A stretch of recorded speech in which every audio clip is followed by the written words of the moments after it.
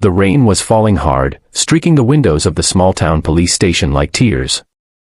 It was just after midnight, and most of the town had already gone to sleep.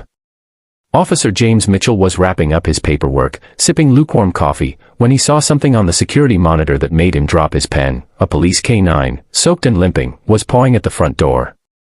But what took his breath away wasn't just the dog, it was the little girl clinging to his side, barefoot, shivering, and smeared with dirt and blood. The K-9's name was Max, a retired service dog who had vanished weeks ago during a volunteer search and rescue mission in the nearby woods. Most believed he had either been injured or taken in by someone else. But here he was, battered, limping, and bringing with him a child no one recognized. James and his partner, Officer Carla Reyes, rushed outside. The girl, maybe 7 or 8 years old, collapsed into Carla's arms, whispering something neither could understand through her sobs. Max stood beside them, his body trembling from exhaustion but his eyes locked on James's as if urging him to hurry. "Get the medics," Carla shouted. "And get this dog checked out." As the EMTs took the girl, James knelt by Max. "What happened, buddy?" he whispered. But the answer wasn't something Max could give with words. The girl, identified only as Emma by the bracelet on her wrist, was nonverbal. "A trauma-induced muteness," the hospital said. She had bruises across her body and scars that spoke of weeks, maybe months, of captivity. She didn't speak, but she drew. On her hospital paper, she sketched crude images, cages, men with guns, other children, and a strange symbol that no one could identify. And she always drew Max at her side, the hero dog. Max had led her out of hell. As word spread through the station, the weight of the situation began to settle. This was no lost child. This was something much darker. James contacted every agency he could, child services, neighboring departments, even Homeland Security. But it was the FBI that took immediate interest. 2 days later, Agent Miranda Cole and her team arrived. She wasn't the usual stiff suit. She had kind eyes and a no-nonsense tone. She studied Emma's drawings for hours, focusing on the strange symbol. Her face paled. "That's a known mark from an international trafficking ring," she explained. "We've seen it in Europe, South America, but this is the first confirmed sighting here." The shockwave hit the department hard. They were a small town, break-ins, maybe a drug bust here and there. But child trafficking. A multinational crime ring using rural backroads and abandoned farmhouses as storage and transit points. It was unthinkable. Until now. James couldn't shake the image of Emma in that hospital bed, silent and wide-eyed, flinching every time someone touched her hand. He needed answers.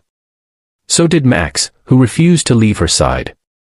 The bond between the two had grown even deeper. She trusted no one but that dog. With Max's help, and the faint details Emma could sketch, the FBI coordinated a sweep through the surrounding woods and farmland.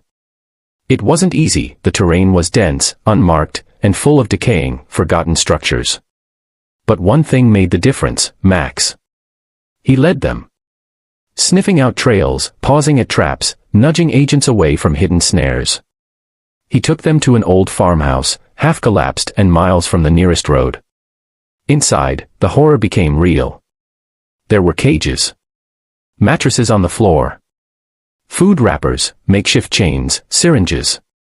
And more drawings, children's scribbles on the walls, scrawled in panic. FBI techs worked fast. Photos were taken. Evidence bagged. Fingerprints lifted. But the worst wasn't over. In a sealed basement behind a false wall, they found 4 more children. Alive.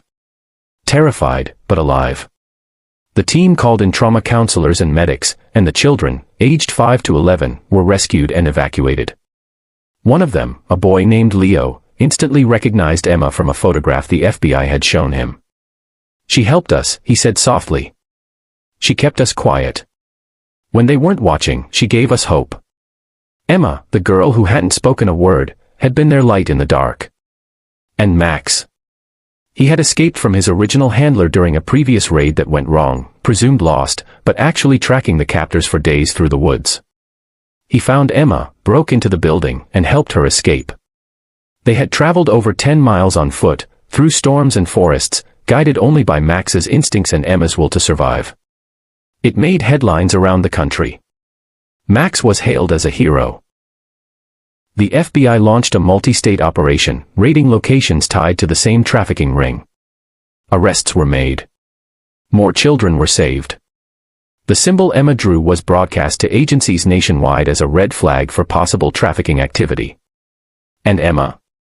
After weeks of care, therapy, and unconditional love from Max, she finally spoke. It was during a quiet moment in the police station, where Max had been temporarily housed while awaiting a permanent medal ceremony. Emma walked in, placed her hand on Max's back, and whispered, "He saved me." Those 3 words shook everyone to their core. Not just because she spoke, but because she smiled when she said it. The challenges weren't over. There would be trials, court hearings, long recoveries for all the children involved. But something incredible had begun that night. A story of courage, love, and determination that reminded the world that even in the darkest places, a spark of hope, or a loyal dog, could change everything. Final message. Sometimes, the heroes don't wear capes or carry guns. Sometimes, they have 4 legs, a nose for justice, and a heart full of loyalty. And sometimes, the smallest voices, even silent ones, can shake the world awake.